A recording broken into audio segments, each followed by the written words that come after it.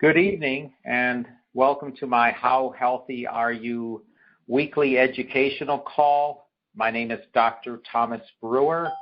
I'm a PhD chemist, and I want to start off today's call. I'm going to talk just briefly about what I believe are two pieces of information of the COVID-19 coronavirus that you may not know about, or at least you may not know why. And then I'm going to talk about something called TMAO, which it's a trimethylamine compound, and I'll go into that in just a moment. But first, with the coronavirus COVID-19, you've probably all heard that it doesn't pass through skin, but you may not have heard why. All we're being told is you don't want it to come into contact with your mucous membranes, for instance, your nose. You definitely don't want it to get to your lungs. You don't even want it to get to your eyes. And it can travel in little aerosol droplets when people cough. And even toilet flushing can send these particles scattering through the air. They're very, very small, and they stay suspended in the air. But we've been told they don't pass through our skin, and we see people wearing gloves all the time, and as if that's going to matter. It actually doesn't, because our skin has a layer. The outer skin is a layer of dead skin cells, and that is a protective layer. And this virus, like most viruses, they need live cells to replicate. So the whole point is we don't want a virus to use our body to replicate, and it needs live cells because the virus technically isn't alive.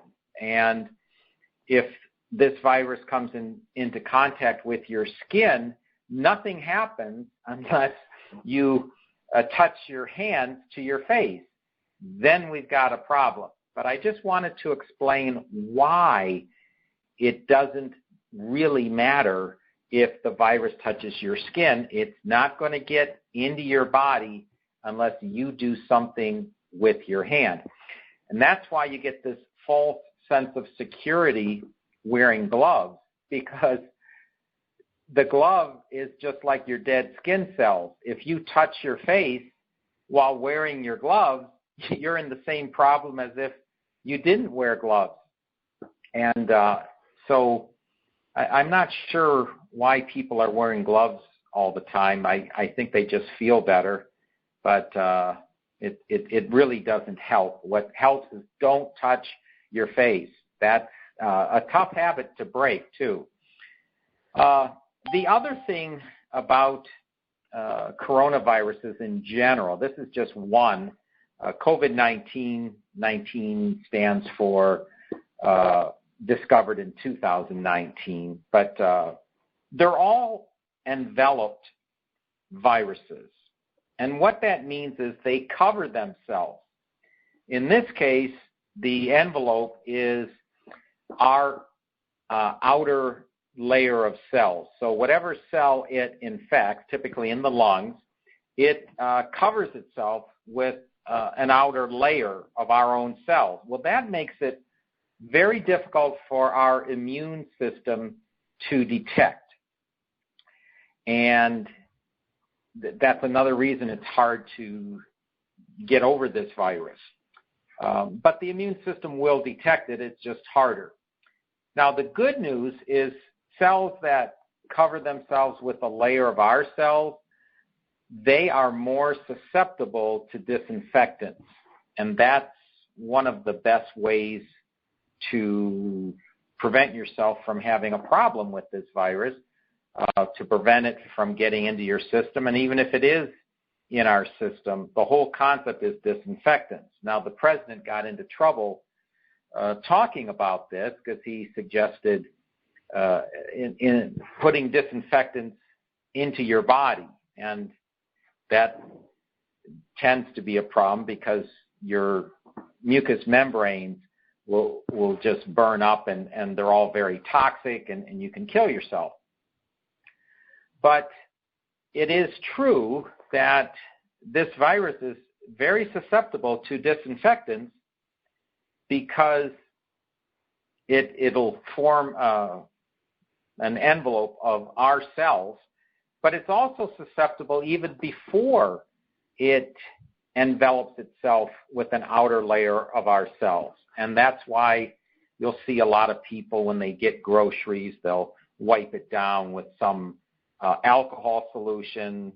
It's also good if you can just spray the diluted colloidal silver onto your produce or anything that's coming into your house, boxes, etc. It all works because disinfectants work very well for this virus. And they would also work in our system. It's just we don't want to put disinfectants into our body. They tend to work better outside of our body.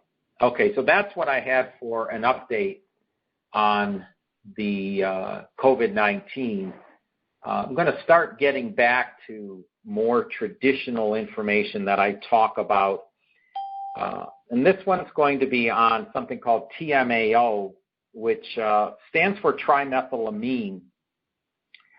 And this all became an issue when people that eat foods that have a lot of choline, and choline is spelled choline. So choline is found in pretty much all of the animal foods, meat, eggs, and dairy.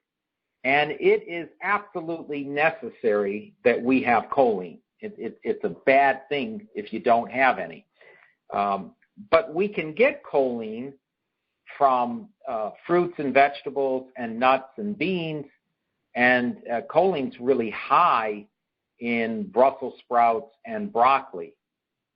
But it turns out the choline we're getting from meat, eggs, and dairy can cause a problem in our bodies. And these are the typical problems from consuming too much meat, eggs, or dairy. So this choline, which is a molecule, it gets converted in our gut, which is our gastrointestinal system. There's some bacteria in there, and it's there with everyone. It converts this choline to trimethylamine. You can think of trimethylamine as TMA, and then our liver converts this trimethylamine to the problem, TMAO. And when you have too much of this TMAO, it leads to heart failure, kidney failure, and atherosclerosis, which is where your arteries become clogged. So these are all the typical problems of eating too many eggs and too much meat and too much dairy. These are well known: heart failure, kidney failure, and atherosclerosis. So that's one of the mechanisms, is this trimethylamine. Not even looking at cholesterol, just looking at this compound trimethylamine. So one way that was thought of to stop this TMAO, because everybody had to eat their meat, eggs, and dairy, so trying to figure out a way that you could still eat your meat, eggs, and dairy, but not have this TMAO problem, is to stop the conversion of choline to trimethylamine before the trimethylamine converts to TMAO. So they just kind of stop the reaction in the middle. And what happens if you stop the reaction in the middle, you end up smelling like dead fish, your breath, your skin. So that's not a good thing to do. So another idea was, since these are bacteria in the gut, perhaps some unique strains of probiotics might solve the problem, but that wasn't successful either, because we really need all the different bacterial species in our gut. We need this balance and this fight that goes on. I did a video on probiotics and prebiotics, and I talk about that, and that was in last week's newsletter. So these enzymes in our liver are responsible for making TMAO, just like the enzymes in our liver are responsible for making most of the cholesterol in our bodies. And it's always a bad idea when the pharmaceutical industry decides to deactivate enzymes in our body from doing what they're supposed to do. And that's what the cholesterol-lowering drugs do. They take the enzymes in our liver, deactivate them, and these would be the enzymes that would normally make cholesterol. And there's a lot of side effects when you start deactivating enzymes because they have more than one use. And the way we deactivate enzymes ends up hindering other enzymes in the body. So that's the problem with trying to deactivate enzymes. Choline is an essential nutrient, and the bottom line is you just don't want to eat too much of it. That's it. And if you end up with heart failure or atherosclerosis or kidney failure, cut back on your meat, eggs, and dairy and replace those foods with more fruits and vegetables and beans and nuts. And that's just one way to know that you're overdoing it with your meat, eggs, and dairy. Okay, so that's what I had for today's call. I'm going to open up the call to questions. So if anyone has a question, this would be the time to ask the question. I have a question. Yes. Is there a way to reverse the amount of TMAO in your body that's already there? Say I stop eating meat and so forth today, but can I reverse the problem that I might have from previous years of eating too much of it? Yeah, absolutely. So all you have to do is just eat less meat, eggs, and dairy and replace it with what I said, the fruits, vegetables, beans, and nuts. That's it. That's really all you have to do. Okay. As far as the problems from building up atherosclerosis, which is essentially plaque formation in the arteries, you can dissolve that by taking enzymes without food. So you take the plant enzymes at bedtime and not just at your meals. The kidney failure, one of the best things for kidneys is celery. So you would just have celery every day and drink plenty of water. Now, there's plenty of good water in fruits and vegetables. That's another great way to improve kidney function. As far as heart failure, a lot of heart failure tends to be genetic, but weakening the heart is a problem, and so exercise, physical exercise, is one of the best ways to strengthen the heart. Okay. Right? Because you're thinking of the heart as a muscle, so you have failure of the muscle.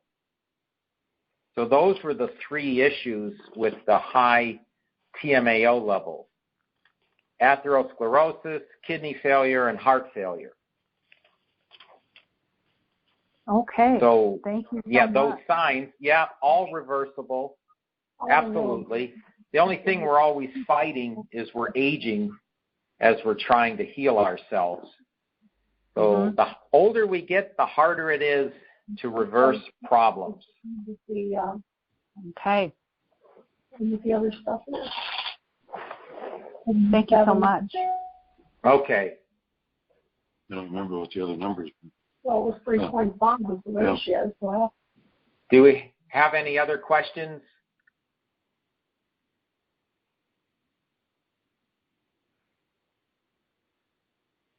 Was that all the questions for today? Okay, I guess so. Tom? Yes. I got a quick question. Are turmeric and curcumin equal? Are they the same? Yeah. The curcumin is the active ingredient in the turmeric. So, it'd be like saying, are oranges and vitamin C the same? Well, yeah, oranges contain vitamin C. Turmeric contains curcumin. Okay. So, yeah. Got it. Thank you. Yeah. So as far as taking the supplements, they're equal for your body? Yeah. I mean, I always recommend trying to get supplements from food sources when possible. Now, there's always deficiencies, and it's very hard to get enough enzymes in our food, and sometimes it's hard to get enough probiotics, and sometimes it's hard to get enough antioxidants, but do the best you can with food. Okay. Yeah. But, beyond that, typically during a blood analysis, I can see, even if someone's eating as the best they can, they may be falling short somewhere. That's where supplements come in. Of course, some people, they don't even want to eat well, so they end up needing supplement help right off the bat because they just decided they don't want to eat well and they're not going to change. So some people are happy just filling in the gaps, the huge gaps, with supplements. Everyone's different, what they want to do. Yeah, I just never thought of it that way. Thank you. Yeah, sure.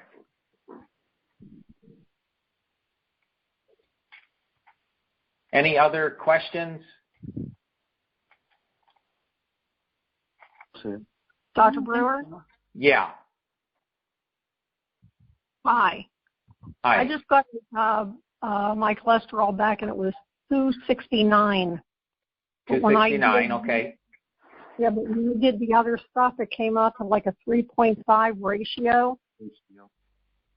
Yes. Like the HDL was 77, and the triglycerides were good. I don't remember what they were, but they were pretty good. But the LDL was bad. Right. That's always the problem. And so that is something to lower. And one of the easiest ways to lower that right off the bat is to drastically cut your meat, eggs, and dairy intake. Okay. Just knock it down by 50% initially. So if you're, as an example, if you, like most people, tend to eat meat twice a day, eat it once a day. And if you're eating it once a day, eat it once every 2 days. If you're having 2 eggs a day, cut it down to 1. If you're having 1 egg a day, cut it down to 1 every 2 days. If you drink a glass of milk a day, cut it down to half a glass. Okay. When are you going to come out with some of your vegan recipes? Well, there's plenty of those recipes available on the internet. There's books. I mean, you go into pretty much any store, there's books. The vegan recipes are so good now, they fool you. I'll give you an example. My wife found a recipe last week on, I don't know where she found it, Pinterest or the internet or somewhere. And she wanted to make these chicken wings, chicken wings with cauliflower. So there's no chicken in it, but they're called chicken wings. So I had these in a restaurant once, and I thought they were horrible. And so I'm telling her, that's okay. You don't need to make chicken wings with cauliflower, because my experience had been it doesn't taste that great. So she makes them anyway. and they were awesome. I mean, they were almost as good as eating real chicken wings. I mean, they were really close. Texture and flavor, just amazing. So there are ways to do it, to have foods really taste like animal products. And the benefit is your LDL cholesterol drops, your plaque in the arteries drops, your kidneys start functioning more efficiently, the toxins in your liver decrease.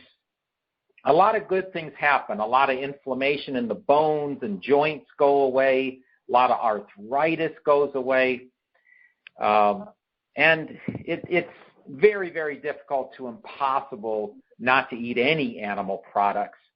But it isn't hard to cut down minimum 50%. I mean, I recommend you cut down 75%. But even a 50% drop is, in my opinion, both easy and going to give you a lot of benefits. And that way you get the best of both worlds. You get the benefit of improving your health, but you still get to enjoy perhaps, some milk in your coffee, and maybe once a week you have eggs or French toast or something like that where that uses eggs and dairy. And then, every now and then you'll have meat in your spaghetti sauce or something like that.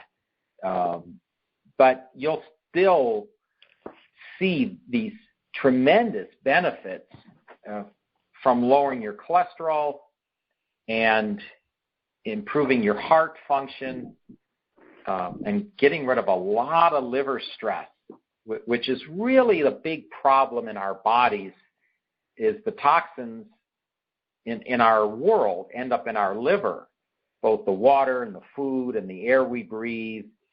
And the liver just has to get rid of those toxins, and it ends up getting very stressed.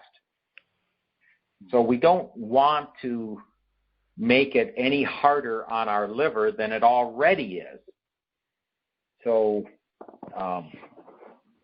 that's just a nice middle-of-the-road analysis of 100% plant-based versus, a pretty heavily animal-based diet. I would recommend, if you're very heavy on the animal side, to cut back, and you'll watch good things happen. Younger people, they tend to be almost bulletproof, and they eat lots of meat, eggs, and dairy, and they may be working a lot, and they're fine. Their numbers will come back fine. In my 20s and 30s, when I was in my 20s and in my 30s, I was eating 3 eggs a day and meat twice a day. I'd have meat for lunch and dinner. So essentially I had animal products, breakfast, lunch, and dinner. I was typically eating maybe 4 or 5 times a day, exercising a lot, playing sports, and my cholesterol was like 170, and my HDL was around 90 or 100. And my LDL was almost 1-to-1, maybe even less. So most people will have 2 to 3 times LDL over HDL. My LDL was even lower than my HDL, or roughly 1-to-1. I don't remember the numbers exactly, but I had just wonderful blood numbers. And I was eating, for an older person, horribly. And I was getting away with it as a younger person. But it does catch up. And I noticed it caught up to me in my 50s. So right around 50 and slightly above, I noticed my numbers started ticking up. and that's when I had to start converting less animal, more plant-based. Then the numbers went right back. They got good again. But at one point, my cholesterol was around 230, and my LDL was about 2.5 times my HDL. So I went from having less LDL than HDL to 2.5 times more. So I just had this huge reversal. It finally caught up with me. I was eating the same, and I was exercising the same. It's just I got older. So you'll notice as you age, certain conditions will pop up. Things like higher cholesterol, higher blood pressure, aches and pains that could be the beginning of arthritis, memory problems. And so you just got to keep fighting. Just got to keep fighting the aging process to keep your quality of life very high as you age. I mean, who wants a horrible quality of life in their 50s and 60s and 70s? You want to be able to enjoy life. So, and that's one of the reasons I do these calls, is to give people information so they can enjoy their lives as they get older. Doctor, do you have some recommended alternatives to statins if they're recommended after the blood test? So alternatives to statins. So if a statin's prescribed by a doctor, I can't do anything about that, and neither can another MD. Once a medical doctor prescribes you a statin drug, the only person that can stop you from taking that is you or another medical doctor that spoke to your first medical doctor and got permission. Okay. As far as the education as to other things you can do, well, there's lots. There's lots of ways to lower your cholesterol that does not involve a statin drug, which hinders your liver enzymes from making cholesterol. So we don't want to hinder our liver enzymes from doing what they're supposed to do. So again, instead of a drug, I'd start with dietary changes, because that works all the time. And one of the best ways to lower cholesterol is to eat oatmeal. This is absolutely the best way to lower cholesterol. And you would choose either rolled oats or steel cut. Steel cut oats are the best, but they take a lot longer to cook and they may not taste as good. Don't use instant oats, but rolled oats are fine. And rolled oats takes about 5 minutes to cook, so it's really no problem time-wise. But you want essentially oatmeal every day, and if you put fruit in there, it's even better. So oatmeal with fruit, you've got a dynamite meal to lower cholesterol. And as far as something to take to heal some of the damage, if you were to have formed plaque as a result of high LDL cholesterol, so you want to reverse some damage, I recommend, like I had said earlier, plant enzymes at bedtime, essentially an empty stomach. So allow the enzymes to chew up and metabolize the plaque. The other thing is astaxanthin, which is a supplement. It's the main ingredient in the red heart algae. That's really what that is astaxanthin. That is the strongest antioxidant out there. and cholesterol is an antioxidant. So what you want is to take an antioxidant that's stronger than cholesterol. And that means the cholesterol doesn't need to harden. So if cholesterol isn't hardening, you're not going to have problems. The problem is when the cholesterol hardens. So you can get the cholesterol out of your body with oatmeal, and you can clean any damage from cholesterol concentrating and hardening by taking enzymes, and you can essentially make sure cholesterol made by your liver and what's in your food doesn't even harden in the future by taking that red algae, which is astaxanthin. So that's a good start. Another way is to cut down or eliminate your vegetable oils and corn oil and the oils that are in foods to give it shelf life, like palm kernel oil and things like that. So these are the oils that are in potato chips and snack bars, even what so-called healthy protein snack bars. They all have the same oils in them. And instead you would use olive oil or grapeseed oil or coconut oil or avocado oil. So I would focus on those 4 oils. And don't eat too many oils because you'll get fat. But shifting your oil source intake is another great way to lower cholesterol and also the damage from having high cholesterol. High cholesterol over a long period of time, eventually you'll get plaque formation. So did that answer your question? Yes, along the same lines. It seems like I've heard some good things about things like lemon water or vinegar as an acidic addition. Yeah, I strongly recommend lemon water over vinegar.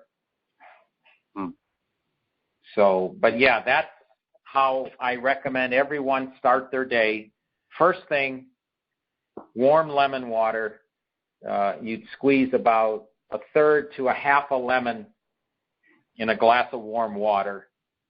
And that's the first thing you have. And that is extremely good for the liver and extremely good to take the liver out of a stressed state making too much cholesterol. It's just a simple thing to do. It's a simple habit. It's extremely inexpensive because lemons are not expensive, and you'll get a lot of benefit from it. What would make his urine so dark when he drinks water all day long? I drink very little water, and mine is clear. Yeah. Do you take a lot of vitamins? No, I don't. Nobody takes what medication. color is it? It's a dark orange, like. Oh, the khaki color, maybe the tan. Okay, so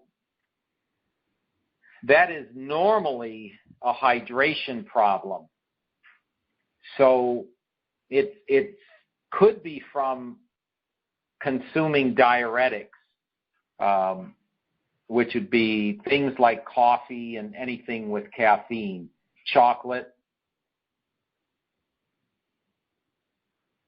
Okay.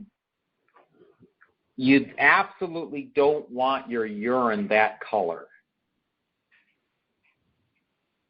So okay. I would immediately start consuming fresh squeezed celery about a half hour after drinking the warm lemon water.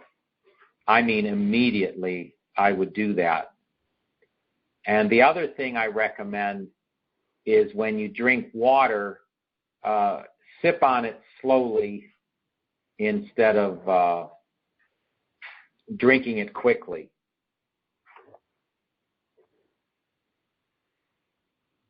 Okay. Okay. Thank you. Yes, thank you. Yeah.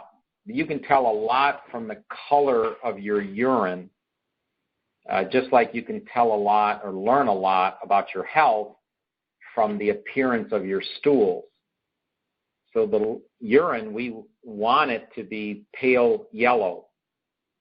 Mm-hmm. And when it's an orangey brown, I used to use the analogy, if it looked like apple cider, that's a bad thing. That's a hydration issue. So you're either not drinking enough water, drinking it all at one time and not at another time. It's got to be continuous. And the other possibility, like I said, was consuming diuretics. So these are foods that are going to dehydrate you. Mm-hmm. No. He drinks tea. That's about it. Maybe 1 cup a day. Yeah. So it's something I would decrease. I would decrease the tea consumption. And the way I recommend doing that is for every glass of tea or cup of tea, you drink a cup of water before you can have another cup of tea. Okay. Okay. And I recommend that also for coffee drinkers. If you drink coffee, enjoy it. There's a lot of benefits to coffee. But afterwards, drink a glass of water. After he drinks the celery juice, then does he have to wait a length of time before he has his oatmeal? It's preferable to wait 30 minutes. Okay. And then you've got a great morning routine. Warm lemon water, celery juice, and then your oatmeal. That's just a dynamite routine. And he mix anything in with the celery juice? No, that's got to be 100% pure. Okay. Not even water. Okay. Yeah, just pure. And sometimes that's hard to make unless you have a juicer. We do. Yeah, so if you have a juicer, you're all set.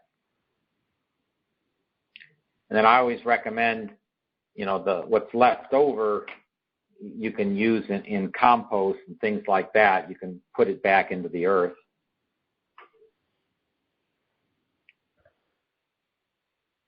But that's absolutely the greatest way to start your day, and your body will thank you. You'll end up doing a lot of detoxing. You're going to have some real odd-looking poops for probably a month or two, and that's just a good thing. That's just your body responding correctly to the liver and the other organs detoxing. And it's actually a good thing.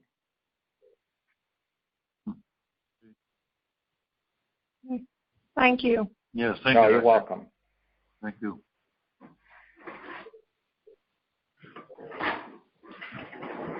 If there aren't any more questions, I'm going to close out the call.